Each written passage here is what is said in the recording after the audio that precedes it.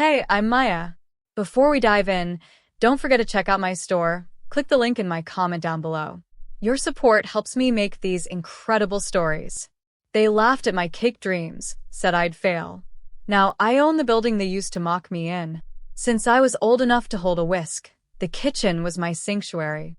While other kids played outside, I was experimenting with frosting, perfecting soufflés, and dreaming of towering wedding cakes. The scent of vanilla, butter, and warm sugar was my comfort, my muse. I wasn't just following recipes. I was creating, innovating, pushing boundaries with flavors like lavender honey or spiced pear. Every successful rise, every perfectly piped rosette, filled me with a quiet joy my parents simply couldn't understand. My mother, a pragmatic accountant, and my father, a rigid engineer, saw it as a whimsical diversion. Maya, darling, that's sweet, my mother would coo, wiping an imaginary smudge from my cheek. But you need a real career. Something stable. Something with a pension. My father, David, always agreed, nodding gravely, his gaze distant. Baking is a pastime, a hobby for weekends. It's not a profession for someone with your intelligence.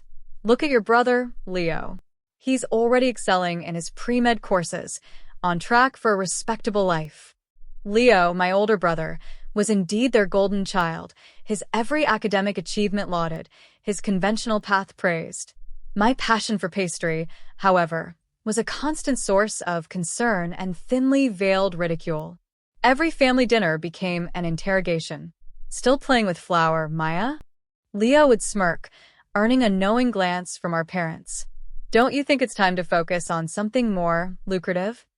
I'd just force a smile, my heart aching with each dismissive word, and retreat to my kitchen, where the warmth of the oven and the promise of creation were my only true comfort. The tension escalated dramatically when I announced my plan after high school. I want to open a cake shop. I've been saving every penny for my part-time jobs, and I found a small, charming space for rent downtown. It needs work, but I can make it perfect. The silence that followed was deafening, thick with disapproval. My father slammed his hand on the table, making the cutlery jump. Absolutely not. We are not funding this fantasy. You're going to university, like Leo. You're going to study something practical. We've already picked out some excellent business schools for you. My mother added, her voice chillingly calm. We won't have a baker in the family, Maya. It's embarrassing. What will people say? Their words felt like a physical blow, worse than any verbal lash. They refused to even discuss it, cutting off any financial support they'd previously offered for my living expenses if I didn't enroll in a proper degree.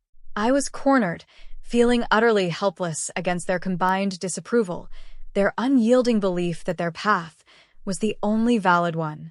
I tried to reason, to explain my meticulous business plan, my market research, my unique selling points, but they just scoffed. You're delusional, Maya.